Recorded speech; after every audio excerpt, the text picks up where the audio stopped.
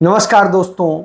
साजिश, नफरत, हिंसा, झूठ और नाटक, यही भारतीय जनता पार्टी के पूरे धंधे रह गए। उनके नेता हों या उनके कार्यकर्ता, सब इसी जाल में फंसे हुए।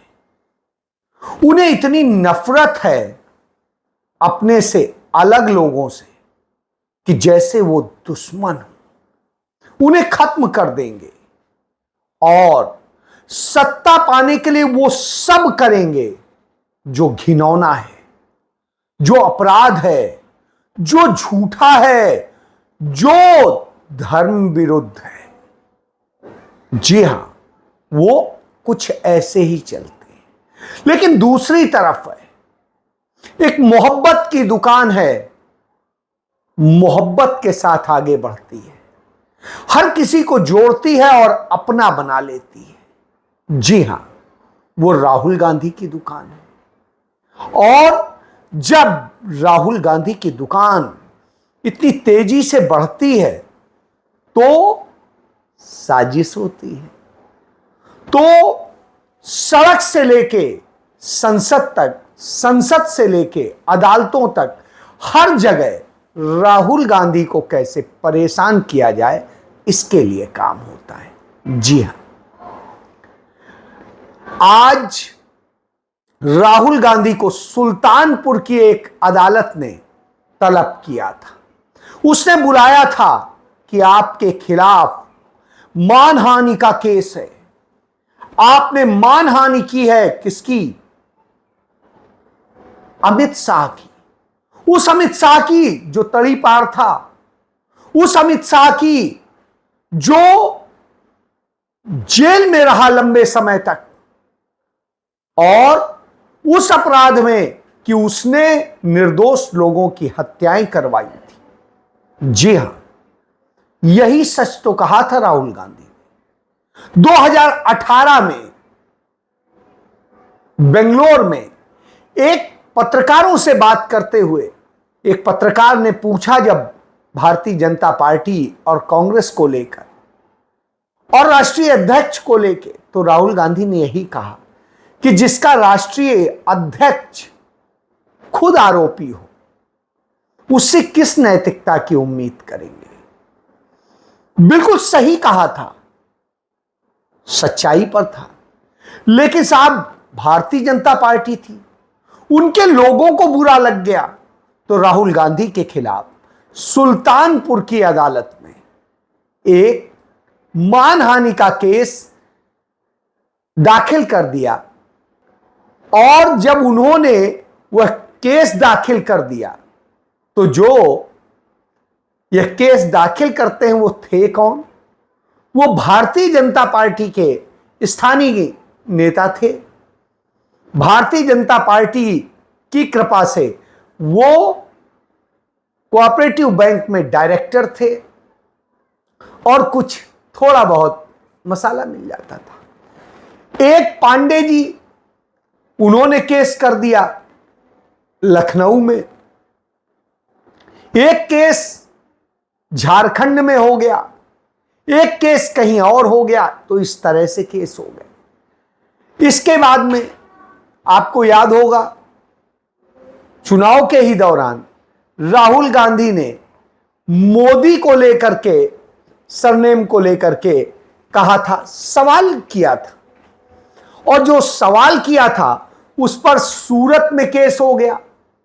सूरत में भारतीय जनता पार्टी के एक नेता ने कर दिया, और उसके बाद में पटना में भारतीय जनता पार्टी के एक नेता ने किया। वो तो हालांकि अब इस दुनिया में नहीं है। इसी तरीके से झारखंड में भी एक केस हो गया, और भी जगह हो गया। इसके अलावा जब राहुल गांधी ने सावरकर के मुद्दे को उठाया तो सावरकर के पोते ने कर दिया। उसके बाद में इसी तरीके से राहुल गांधी ने आरएसएस पे उठाया तो आरएसएस के लोगों ने कर दिया, वहां के कर्मचारी ने कर दिया। तो इस तरह से करके राहुल गांधी के ऊपर 2 दर्जन से अधिक मानहानि के केस दर्ज कर दिए गए। एक केस भारत जोड़ो यात्रा के दौरान म्यूजिक जो है चलाने के को लेकर के, जो चलते में चलता है, जैसे कहीं पर भी कोई कार्यक्रम होता है वहां पे बज रहा होता है, तो कोई बजा रहा था साथ में, तो उसको लेकर के उस कंपनी ने बेंगलुरु में केस कर दिया और उसके बाद में उसमें पार्टी के कई और नेताओं के खिलाफ भी कर दिया। इसके बाद यदि आप देखेंगे तो एक केस जो है भारतीय जनता पार्टी के एक नेता ने, सुब्रमण्यम स्वामी ने, अदालत में दाखिल किया था। परिवाद था कि राहुल गांधी और उनके गांधी परिवार ने मिलकर के नेशनल हेराल्ड में गड़बड़ी करी है, धांधली करी है, और उसमें तब से जांच चल रही है। राहुल गांधी को 5-5 दिन बुलाया जाता है, 55-55 घंटे पूछताछ होती है। सोनिया गांधी से 3 दिन पूछताछ होती है, उनके परिवार के लोगों से होती है, पार्टी के राष्ट्रीय अध्यक्ष से होती है, उसके अलावा जितने लोग, सबसे पूछताछ होती है। मिलता तो कुछ है नहीं, केस पड़ा हुआ है ठंडे बस्ते, खत्म भी नहीं कर रहे। एक बार जांच के बाद में फाइल किया जा चुका है, लेकिन फिर दोबारा कानून बदल करके पीएमएलए एक्ट का फिर से खोला गया था। तो इस तरह से सीबीआई भी कह चुकी है कुछ नहीं है, तो सारे कह चुके हैं, मगर केस पेंडिंग है। क्यों? क्योंकि राहुल गांधी को उलझाए रखना है। पिछली बार जब पहला सत्र था 18वीं लोकसभा का, उस दिन राहुल गांधी एज ए नेता प्रतिपक्ष वहां शामिल हो रहे थे। उस दिन भी सुल्तानपुर कोर्ट ने तलब किया था, फिर कहा नहीं। फिर इसके बाद जिस समय संसद सत्र चल रहा है उसी समय तलब किया। बहरहाल कोई बात नहीं। राहुल गांधी दिल्ली से पहुंच जाते हैं तो लोग उन पर फूल बरसाते हैं, जनता उमड़ पड़ती है। करीब 70,000 के आसपास की भीड़ थी चारों तरफ। किसी को इंफॉर्मेशन नहीं दी गई थी कि राहुल गांधी आ रहे हैं, सिर्फ कार्यकर्ताओं के जो पदाधिकारी हैं उनके सिवा। लेकिन इतनी भीड़ जुट गई राहुल गांधी का नाम सुनते ही कि आप समझिए, जब वो कोर्ट में जा रहे थे तो उन पर फूल बरसाए जा रहे थे और कहा जा रहा था, राहुल गांधी तुम संघर्ष करो, हम तुम्हारे साथ हैं। सोचिए आप। और उसके बाद में राहुल गांधी कोर्ट में जाते हैं। कोर्ट में आधा घंटा करीब लगता है, वो अपना बयान दर्ज कराते हैं। और बयान वो पहले भी बोल चुके थे, लेकिन उसी चीज के लिए जबरन बुलाया जाता है। आप जानते हैं आजकल अदालतें भी इशारे से चलती हैं। तो ये तो छोटी सी अदालत थी, तो वो तो छोटे से उससे डर जाती है। तो ये स्थिति थी कि वहां पर राहुल गांधी अपना बयान दर्ज करा के बाहर निकलते हैं।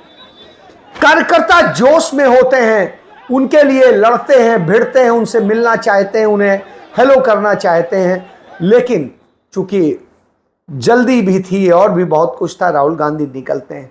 थोड़ा आगे चलते हैं तो एक मोची की दुकान देखते हैं। उनका मन होता है, वो गाड़ी रुकवाते हैं, मोची के पास पहुंच जाते हैं मोची के साथ में, उसके सारे काम को समझते हैं। एक जूता भी सीते हैं, एक चप्पल में भी टांका लगाते हैं, और उसके बाद में उससे सारे समझते हैं क्या दर्द है, और उस दर्द को समझते हैं। उसके साथ कोल्ड ड्रिंक पीते हैं, आगे बढ़ते हैं। आगे वो जाते हैं तो सुल्तानपुर के लोको पायलट उनसे मिलना चाहते हैं। वो उनके साथ मिलते हैं, उनके साथ बात करते हैं और उनके दर्द को समझते हैं।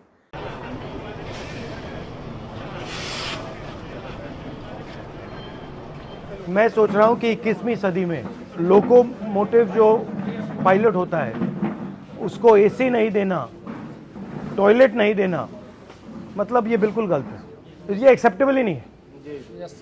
आप इतने घंटे ट्रेन चलाते हो, कम से कम इतनी तो रिस्पेक्ट होनी चाहिए कि भैया आप हिंदुस्तान को मतलब घुमा रहे हो, मूव कर रहे हो, मोबाइल बना रहे हो, तो इतनी तो रिस्पेक्ट होनी चाहिए।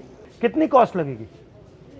कोई बड़ी बात नहीं है, तो बताइए क्या चाहिए आपको? सर आपको सबसे पहले कोटि कोटि धन्यवाद कि आप क्या हुआ अभी, इन्होंने क्या किया है? आप सर ने जो लोको पायलट के संबंध में, तो आपने जब से उठाया है तब से ये सबको ये जानकारी हो गई है कि लोको पायलट रेल में एक पोस्ट है कि जो रेल का संचालन करते हैं, जो ड्राइवर कहे जाते थे वो अब लोको पायलट है। जब से आप ये मुद्दा मीडिया में उठा है तब से हम लोगों को एक नई पहचान के साथ साथ सुविधाओं की खोज की जाने लगी है। जैसे इन सब इंस्पेक्टरों को लगाया गया है, जो इंस्पेक्टर हैं लोगों के, कि किस लोगों में एसी काम कर रहे हैं, किस लोगों में नहीं कर रहे हैं। पर डे इनको इस चीज़ का नोटिफिकेशन देना पड़ रहा है जानकारी प्रशासन को। तो अभी इन्होंने कोई कमेटी बैठाई है? हाँ, कमेटी सर बैठाई है, लेकिन कमेटी में एक कमियां हैं सर।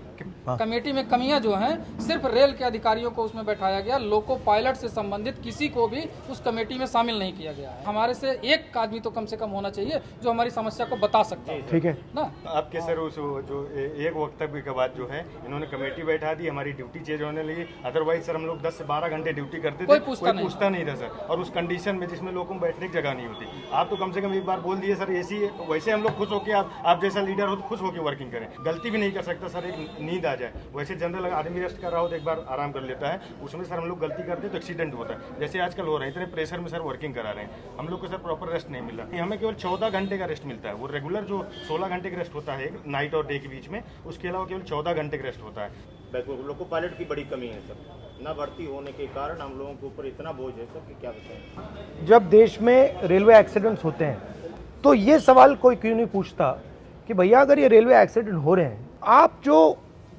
लोको पायलट्स हैं उन पर इतना टेंशन डाल रहे हो, उतना दबाव डाल रहे हो, उतनी फैसिलिटी नहीं दे रहे हो, तो एक्सीडेंट होंगे ही होंगे। तो अगर एक्सीडेंट कम करना है तो इनकी देखभाल करनी ही पड़ेगी। अगर इनकी देखभाल नहीं करेंगे तो प्रॉब्लम आएगी। अगर आप इनको ज्यादा काम करवाओगे, इनको एसी नहीं दोगे, इनको टॉयलेट नहीं दोगे, तो फिर एक्सीडेंट तो होगा ही होगा। सर एसी जो लग के आते हैं सेट से, वो भी अगर एक बार जो हर 3 महीने में शेड्यूल के लिए जाते हैं तो वो भी निकाल दिए जाते हैं। लोकोज हैं जिसमें एसीज हैं या बिल्कुल नहीं? Yes sir. कितने प्रतिशत में है एसी? वर्किंग 4 से 5%। तो मुझे दे दो आप ये। और उसके बाद आगे चलते हैं तो नीट के स्टूडेंट्स उन्हें बार बार घेरते हैं और उन्हें बताते हैं कि कैसे उनके साथ अन्याय हुआ है। सारी बातें राहुल गांधी सुनते हैं, करते हैं और फिर वो चले जाते हैं वापस दिल्ली, क्योंकि संसद का सत्र चल रहा है। पिछले जब से संसद का सत्र शुरू हुआ है, प्रधानमंत्री नदारद हैं, गायब हैं, और गायब हैं अमित शाह। अमित शाह महाराष्ट्र में जाके पुणे में प्रचार करते जरूर दिखाई देते हैं, एक सभा कर रहे होते हैं, वहां शरद पवार को भ्रष्टाचारियों का सरगना बताते हैं। लेकिन वहीं अनिल देशमुख जो पहले गृह मंत्री हुआ करते थे, उनसे वो जो बहुत संजीदा माने जाते हैं, उनको जेल भेज दिया गया था यह कह के कि वो वसूली करना चाहते थे, करवाना चाहते थे 100 करोड़ की। और जिस पुलिस अफसर के, जो पुलिस कमिश्नर था, इत्तेफाक से वो चंडीगढ़ का ही रहने वाला है, उसके घर परिवार के बारे में मैं जानता हूं। उसके बाप तहसीलदार हुआ करते थे हरियाणा में। वो अब छोड़िए वो किस तरह का है क्या है, उसने वहां अरबों रुपए की संपत्ति बनाई है, उसके खिलाफ जांच नहीं होती है, उसके खिलाफ एफआईआर दर्ज होती है, उस पर कुछ नहीं होता है, वो आज तक अदालत में भी बयान देने नहीं जाता है, उसको छोड़ दिया है। उसके एफिडेविट पर, उसके बयान पर अनिल देशमुख को गिरफ्तार कर लिया जाता है, जेल में डाल दिया जाता है। 13-14 महीने वो जेल में रहते हैं। उसके बाद उनके ऊपर कहा जाता है 400 करोड़ रुपए का उन्होंने घोटाला किया। और जब आखिरी में ईडी वो कहता है तो कहता है नहीं, 1 करोड़ रुपए का कुछ है, गड़बड़ है। अब 1 करोड़ का भी नहीं बता पा रहे हैं कहां गड़बड़ है। बहरहाल अनिल देशमुख बताते हैं कि किस तरह से साजिश रची थी। पंडित ने मुझे कई बार बताया कि अनिल देशमुख साहब, आपके केस में कुछ दम नहीं है, हमको मालूम है, हमको आपको मदद करना है। मेरा ठीक है, अच्छी बात है, आपको सब मालूम है, असलियत मालूम है तो आप मदद कीजिए। सील एनवेलप देते हुए कहा कि देवेंद्र फडणवीस साहब ने इसमें जो लिखा है उसके बारे में आपको एफिडेविट करके मांगा है। मैं भी चौंक गया, मतलब ये ऐसा क्या ये लिफाफे में ऐसे 4 मुद्दे उन्होंने मुझे टाइप करके एनवलप में भेजे थे और वो चाहते थे कि मैं उसका एफिडेविट कर दूं। अनिल देशमुख जिंदगी ही मतलब जेल में जाएगा, लेकिन किसी के ऊपर झूठे आरोप नहीं लगाएगा। आदित्य ठाकरे ने शराब पी और शराब पी के उसने दिशा सैलियन के ऊपर रेप किया और दिशा सैलियन को उसके बालकनी से उसने ढकेल के उसको मार डाला। ये ऐसा झूठा आरोप मैंने आदित्य ठाकरे के ऊपर लगाना, ऐसा एफिडेविट मैंने करके देना कि अनिल देशमुख साहब आप गृह मंत्री हो, बम्बई महानगर पालिका के चुनाव आ रहे, उसमें मुझे पैसे की जरूरत पड़ेगी तो आप 300 करोड़ रुपए मुझे जमा करके दो। ऐसा झूठा आरोप मैंने उद्धव ठाकरे के ऊपर लगाने का एफिडेविट करके देना। जिस दिन मैंने झूठा एफिडेविट करने से इनकार कर दिया, उसके दूसरे दिन सुबह 6 बजे मेरे यहाँ ईडी की पहली रेड, सीबीआई की उसके बाद मेरी रेड, ऐसी लगातार करीबन 130 रेड मेरे यहाँ करवाए। ये मैं इस प्रकार का एफिडेविट करके देता था। आज उद्धव जी ठाकरे इनकी क्या, उनको जेल में जाना पड़ता, आदित्य ठाकरे को जेल में जाना पड़ता। झूठे आरोप लगा के इस प्रकार की राजनीति करना, इस प्रकार को किसी को तकलीफ देना है। मैंने सोचा कि मैं नहीं, अनिल देशमुख जिंदगी भर जेल में जाएगा, जिंदगी भर जेल में जाएगा, लेकिन किसी के ऊपर झूठा आरोप लगाएगा नहीं। वो जब मुझे कोई चैलेंज करेगा तो मेरे पास जो पेन ड्राइव है वो मैं आम करूंगा, जनता के सामने लाऊंगा, उसका नाम भी मालूम पड़ेगा। साजिश रची गई थी, उनसे कुछ एफिडेविट साइन कराए जाना चाहते थे और उसके लिए देवेंद्र फडणवीस ने उनके पास भेजा था बंदा और कहा था ये अमित शाह और नरेंद्र मोदी का क्या इशारा है कि यदि आप यह साइन कर दो और यह कह दो तो आप बच जाओगे और हमें उद्धव ठाकरे और उनके बेटे को जेल में डालना है, क्योंकि उन्हें हमें सबक सिखाना है। अब आप समझ सकते हैं, उन्होंने इनकार किया तो अगले दिन सुबह 6 बजे ही उनके यहां ईडी की रेड हो जाती है। अब आप इससे समझ सकते हैं, बात उन्होंने खुद बताई और वो कहते हैं इसके पूरे सबूत हैं मेरे पास, जो चाहे मेरे से सबूत पे जांच कर ले। तो साजिशें रच रच के लोगों को फंसाया जाता है, जेल में डाला जाता है और सब कुछ किया जाता है। याद करिए 2022 में जब विधानसभा चुनाव हो रहा था पंजाब का, तब यहां के मुख्यमंत्री जो दलित समुदाय से आते हैं, चरणजीत सिंह चन्नी, उनको किस तरह से परेशान किया जा रहा था, किस तरीके से उनको किया गया था। चुनाव प्रभावित हुआ उससे। भारतीय जनता पार्टी ने ऐसी साजिश रची कि कांग्रेस खत्म हो जाए, कांग्रेस मुक्त भारत बनाना था। उसी सपने में उस समय आम आदमी पार्टी भी थी। वो तो जीत गई, लेकिन उनके अब नेता अंदर है, चाहे उनके नेता हो जैन हो, सत्येंद्र जैन, या मनीष सिसोदिया हो या अरविंद केजरीवाल, और वो भी किस तरह से अंदर है ये समझा जा सकता है। बहरहाल पंजाब में आज वो सारे भ्रष्टाचार हो रहे हैं, सारे वो अपराध हो रहे हैं जिनको लेके आम आदमी पार्टी सवाल उठाती थी, उससे ज्यादा हो रहे हैं। यहां पर नशे की तस्करी आम है, सरेआम नशा बिक रहा है, यह हालत है। भ्रष्टाचार हर दफ्तर में है, बगैर उसके काम नहीं होता है, और इसी तरीके के तमाम हालात हैं। चलिए, तो यह है स्थिति। इसी तरह जेल में उस साजिश के हिस्सा थे कांग्रेस मुक्त भारत के, वही आज परेशान है और जब फंसे हैं तो कांग्रेस से मदद मांगते हैं। उधर आप देखिए संसद में भी साजिश होती है। संसद में जिन पर सवाल उठाया जाता है तो संसद में बैठा हुआ स्पीकर आपको बोलने नहीं देगा, आपकी बात को बार बार काटेगा, कैमरा बंद करेगा, माइक बंद करेगा और न जाने क्या क्या करता है। इसी तरीके से उपराष्ट्रपति के पद पर जो विराजमान है धनखड़, वह भी इस सभापति के रूप में राज्यसभा में इसी तरह की हरकत करता है। तो आप ये समझ लीजिए कि संवैधानिक लोकतंत्र को कैसे कर लिया गया है। और इसके बाद नरेंद्र मोदी जब से राहुल गांधी नेता प्रतिपक्ष बने, भागे घूम रहे हैं संसद से।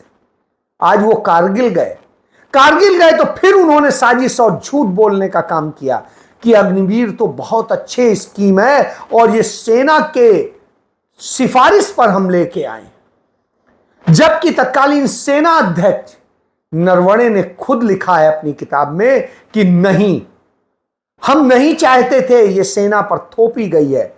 जब बहुत दबाव पड़ा तो हम इस पर स्वीकार कर रहे थे कि 75% अग्निवीरों को सेना में एकोमोडेट किया जाए और 25% को छटनी करके उन्हें दूसरी जगह नौकरी के लिए रिजर्वेशन दिया जाए। लेकिन सरकार ने तो उल्टा काम किया है। अब आप इससे समझिए, बिल्कुल उलट दिया है। और नरेंद्र मोदी ये कहते हैं और इसके लिए सफाई देते हैं कि हम तो सेना को युवा बनाना चाहते हैं, इसलिए ऐसा कर रहे हैं।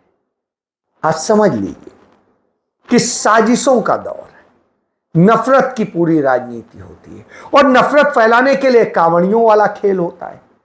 कांवड़ियों के जरिए, जिन कांवड़ियों को डूबते हुए 5 कांवड़ियों को आसिक अली ने बचाया, उसने नहीं पूछी जाति, उसने नहीं पूछा धर्म। वही कांवड़िए जगह जगह हिंसा कर रहे हैं, नफरत फैला रहे हैं। आज उन्होंने 2-3 जगह पर तोड़फोड़ की, मारपीट की, इसके पहले भी कल की थी, परसों भी की थी। मतलब जब से शुरू हुआ है तब से यही चल रहा है। तो कांवड़ियों का रोज का खेल बन गया है। आज मुस्लिम समुदाय के 4 लोग एक कार से आ रहे थे, शायद कार टच हो गई हो, लेकिन किसी को ना चोट लगी, ना कुछ हुआ, ना कुछ गिरा। इस पर कांवड़ियों ने इतना उपद्रव मचाया, कार भी तोड़ी। उन लोगों को 3 लोग तो भाग गए, लेकिन एक जो बुजुर्ग थे जो पकड़े गए, उनको किस तरीके से मारा, यह अपने आप में शर्मनाक था। इसी तरीके से तमाम घटनाएं हो रही, जो बताती हैं, जो राहुल गांधी ने संसद के अंदर कहा था कि मोदी ने, भारतीय जनता पार्टी ने कौन सी भाजपा बना दी है, कौन सा हिंदू बना दिया है, जो हिंसा हिंसा हिंसा, नफरत नफरत नफरत। ये देश डर का देश नहीं है। तो हमारे सारे के सारे महापुरुषों ने अहिंसा की बात की, डर मिटाने की बात की। डरो मत, डराओ मत,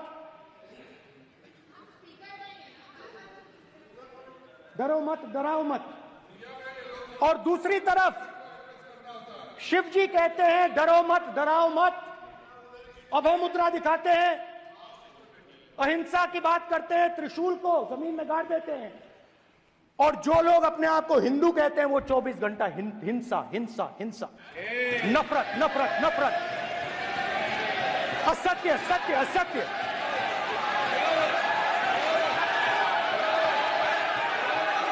आप हिंदू हो ही नहीं। हिंदू धर्म में साफ लिखा है, सत्य के साथ खड़ा होना चाहिए, सत्य से पीछे नहीं हटना चाहिए, सत्य से नहीं डरना चाहिए। अहिंसा हमारा प्रतीक है। अभय मुद्रा। विषय बहुत गंभीर है, पूरे हिंदू समाज को हिंसक कहना ये गंभीर विषय है। नहीं नहीं नहीं नहीं नहीं नहीं, नरेंद्र मोदी जी पूरा हिंदू समाज नहीं है, बीजेपी पूरा हिंदू समाज नहीं है, आरएसएस पूरा हिंदू समाज नहीं है। ये ठेका नहीं है बीजेपी का। करता है, जबकि हिंदू धर्म ऐसा है नहीं। और भाजपा, नरेंद्र मोदी, आरएसएस हिंदू नहीं, हिंदू धर्म की परंपराओं के खिलाफ। तो आज ये सारी बातें साबित हो रही। राहुल गांधी को फंसाए रखना है, उलझाए रखना है, जिससे वो जनता की लड़ाई न लड़े।